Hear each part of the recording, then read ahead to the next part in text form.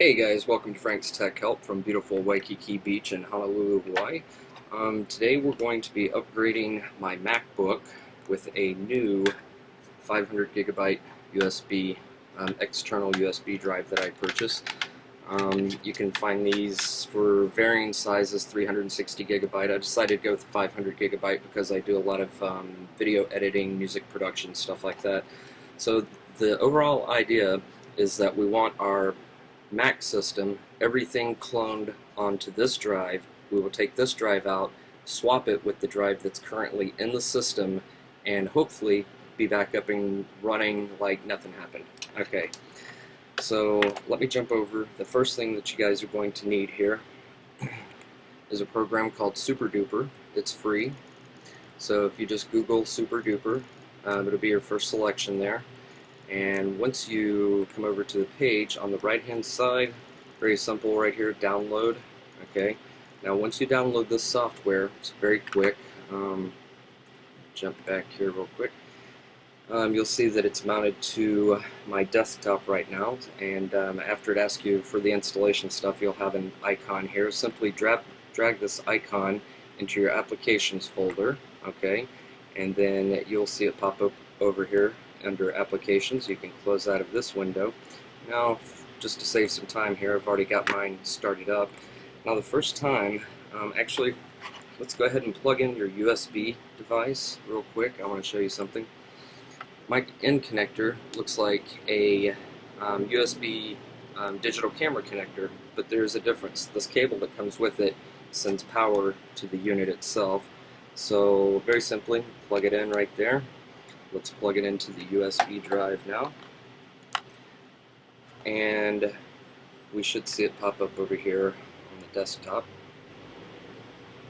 There we go, right there, Macintosh hard drive. Now, in the video, I call my hard drive MacBack, but during the installation process, I actually had to backtrack for a second. So it's just called Macintosh hard drive, the same as this one. Okay, so now that our drive is up and running, you want to start Super Duper. Now the first time you run this software, it's going to ask you to format this drive. Okay, this is the free version of the software, so you pretty much have to do whatever it says. So under Super Duper, you want to select your Macintosh hard drive, which is your local drive, and we're going to be cloning to the Macintosh hard drive 1. Now at this point, the software is going to ask you to format this new drive. Okay, so under Disk Utility, which should come up by itself, you want to select, make sure that it's not your internal hard drive. You want to select the new USB drive. You're going to come over to Erase, and you want to select Mac OS X OS Extended Journaled. Okay, for this deal right here. Click Erase. It's going to reformat the drive. It happens very quickly. So once you get to that point and the drive's formatted, you're ready to go. Click Copy Now, and just follow the instructions set through there. And now I'm going to mute my mic and pick up after the installation of the, after the copy, the cloning of the drive. It actually took about 3 hours. So anyway, here's the video. Back now, and the Super Duper completed my cloning of my MacBook to my USB drive in about 3 hours. So I set it to let it go and just went to bed. So here we are the next day, even though it might be 2 seconds for you guys. Now, excuse me, the USB drives come in different configurations, variations. This is a generic drive. Mine on the end here has a little button that allows me to pop off the overall cases, such as this. So once we have our cases out of the way, you'll notice that we have the hard drive mounted into its little chamber here. Now this particular unit has 4 screws holding the drive in. So what you want to do is remove these 4 screws. Okay, so once your 4 screws have been removed, very carefully pick up your drive. It will slide out here, and unplug it from the SATA connector, just like that. Okay, so make sure that you buy one that has SATA because that's what your hard drive internally will be.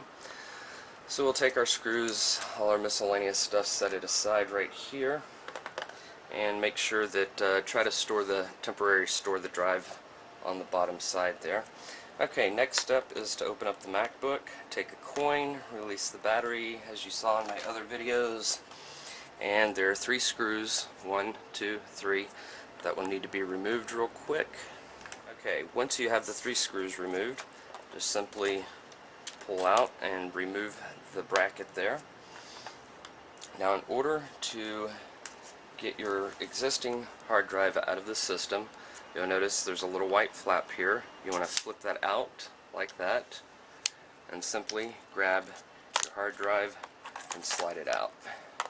So there's your existing Mac hard drive. Okay, so for this part of the deinstallation of your old drive, Mac has played a little joke on us because I totally did not expect this. They are using a hex key here, and I'm looking through my Leatherman accessories here, and unfortunately I don't have the right size. So if you don't have the proper tool, we resort to other tools. Now, this is not the right way to do this, okay? But if you have a steady hand, you can pull this off pretty easily. Simply grab the bolt by the side, twist to release the bolt. Okay, there we have it. The bolt is loose now. Okay, so there we have it. All 4 of our bolts are out, have been removed. You want to place your hard drive down on the surface of your MacBook there. Take your existing new hard drive, make sure that it's flipped around facing the same direction. The tell or the tag will be on the back side. The SATA connector will be up front. So simply pick up your old drive, place your new drive into place, set your old drive back aside. We'll be putting that back into the USB housing to use as our new external USB drive. Okay, so once your drive is in, your screw holes should match up perfectly, and simply place your screws back in. Okay, so there we have it. All of the bolts are back in, and I finger tightened these, okay, all the way down to where they were in as far as they could go, and then I took my Leatherman and simply gave just a small little crank on each one of those, not too much pressure. You don't want to break anything, just barely there. So nice and tight. So we are ready to reinstall our new drive freshly mounted onto our Mac bracket. There are also, in addition to this, there are the same 4 holes on the bottom of this unit that were on the bottom of the USB unit. You might be able to mount the drive this way, although I decided to stick with the official way that the Mac is installed. Now, in order to install the drive back in the unit, your tell will be on this side, your SATA connector is on this side. Simply flip it over, and you want to tuck this in as it was before. Put your drive into the little bay there, slide it directly in, use both fingers to push all the way in to make sure that is nice and secure inside of the unit there. As you can see, down on the far end right there. Okay, so we're going to come back in and put our little bracket back into place here, and tighten down our screws. There's a little rubber edge on the back of this bracket that actually holds that hard drive in place nice and secure there. Okay, so now that we have all of our screws put back in, we simply want to put the battery in, use our coin to lock it back into place. Okay, so there you have it. New hard drive upgrade for MacBook installation. It worked very smoothly. The system's up and running great, and I in fact have my other drive plugged in. I'll just give you a quick look right there. So that's my original system, which is now on my USB drive.